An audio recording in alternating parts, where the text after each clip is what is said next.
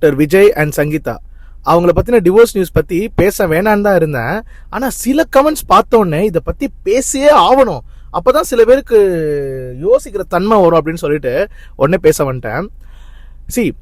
TVK, DMK, ADMK, BJP இல்லை NTK, இந்த மாதிரி நிறைய கட்சி இருக்கு. அதை பத்தி உங்களுக்கு பேசுறதுக்கு ரைட்ஸ் இருக்கு. ஏன்னா அவங்க பொலிட்டிக்கல் பார்ட்டி, அவங்க பப்ளிக்காக பண்றவங்க. ஸோ அவங்களோட ப்ரோஸ் அண்ட் கான்ஸ் பத்தி பேச உங்களுக்கு 100% ரைட்ஸ் இருக்கு, ஃப்ரீடம் ஆஃப் ரைட்ஸ். ஆனா அதே இது அவங்க பத்தின பர்சனல், அவங்க ஃபேமிலிக்குள்ள இல்லை அவங்க பசங்களுக்குள்ள பத்தின பர்சனல் வெளியில வந்தாலும் அதை நம்ம கேவலமா பேச ரைட்ஸ் கிடையாது, அன்லஸ் ஆர் அன்டில் அது பப்ளிக்கை அஃபெக்ட் பண்ற வரைக்கும்.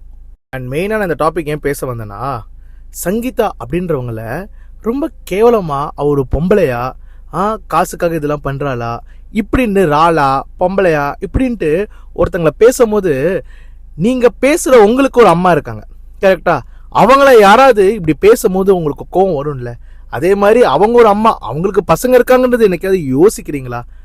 அவங்களுக்குள்ள இருக்கிற ஒரு ஃப்ரஸ்ட்ரேஷன், அது விஜய் அவங்களோ, சங்கீதா அவங்களோ, அவங்க பசங்களோ, கோட்டோ, இது 4 பேர் இவங்க முடிவு பண்றது சரிங்களா. இதுக்குள்ள நோண்டி உங்களுக்கு பிடிச்சவங்களுக்கு விசுவாசமா இருக்கிறது தப்பு இல்லை. ஆனா அந்த விசுவாசத்துக்காக வேற ஒருத்தவங்களோட வாழ்க்கைய நம்ம அழிக்கணும், தப்பா பேசணும்ட்டு அவசியம் கிடையாது.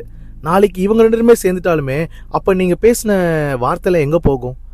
ஸோ நானும் இப்படி பேச மாட்டேன், நீங்களும் இனி அப்படி பேசாதீங்க. நான் எல்லாரையும் சொல்லல, அந்த குறிப்பிட்ட கமெண்ட்ஸ் நிறைய போஸ்ட்ல நான் பார்த்தேன், அது ரொம்ப தப்பா இருந்துச்சு. ஸோ அதனால இதை பத்தி நான் பேச வந்தேன்.